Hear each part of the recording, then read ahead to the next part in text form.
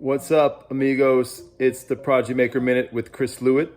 As you may know, I'm the former #1 for Cornell University, pro circuit player, elite junior development coach, and author and educator, author of The Secrets of Spanish Tennis and the Tennis Technique Bible. On this Prodigy Maker Minute, I want to talk about fitness and how much fitness should your kid do, or should your kid do fitness at all? And I will just answer that one right away. I would say you should definitely try to do fitness, do as much as you possibly can. You can take the extreme Spanish approach, which I love very much, where they basically do fitness all day long. A couple hours, sometimes 2 to 3 hours of fitness per day, injury prevention, mobility, flexibility, strength and conditioning, speed and agility, all those things. There's so many wonderful things you can do outside the court for your tennis. But the problem here in the US is all of our kids are usually overscheduled, jammed for their time, too much homework, long school days, after school activities, extracurricular things. So there's a lot of things that come in the way, they get in the way of the important off-court work that should be done. And so we inevitably have to cut corners. And as parents and coaches, we need to be really careful. And as players, if you're a player watching, you got to try to do at least some good injury prevention. And then on top of that, you got to make sure that you have good stamina, because at the end of the day, tennis is a game of stamina. You have to be able to go long into that third set or fifth set at the pro level. And you have to, you can enhance your speed and agility. There's a lot of things that you can benefit from off the court. But I would say the #1 thing is squeezing in that injury prevention time. Maybe that's 30 minutes a day.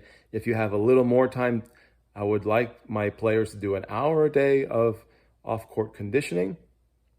If you have a homeschool schedule or an online school schedule, you might be able to do the Spanish way, which is a couple sessions a day of fitness, which is fantastic. You can break up your fitness into maybe half the day spent on, or one session spent on injury prevention, one session spent on performance.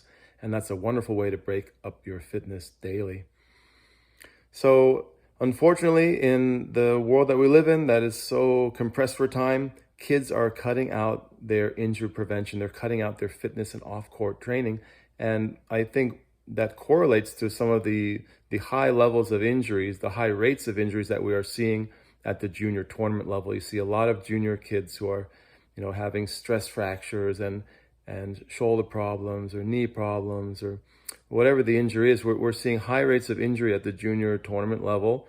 And I think that's oftentimes because kids aren't doing a good job strengthening, working on their mobility, working on their flexibility, and they become more susceptible to injuries. And they're also playing high levels of tennis. So the other thing I would guard you guys against is, or at least advise you, is that the more tennis you play, the more you have to supplement with injury prevention. Very important not to play high volume of tennis and to have nothing going on in the gym in terms of strengthening, injury prevention, mobility, flexibility, all those important things.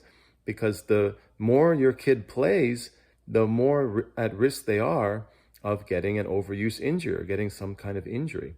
So try to get as much injury prevention and gym work and fitness work as you can. Squeeze it in every day if you can. And be very, very careful about increasing the tennis volume. If you increase tennis volume very high without increasing your injury prevention time or your off-court fitness time, you're putting your player at a higher risk of injury. So guys, hope you enjoyed this Prodigy Maker Minute. If you like the ideas here, please consider watching my big show or listening to the podcast. It's called The Prodigy Maker Show. It's available on this YouTube channel and all your favorite podcasting platforms. Thanks, guys. See you on the next program.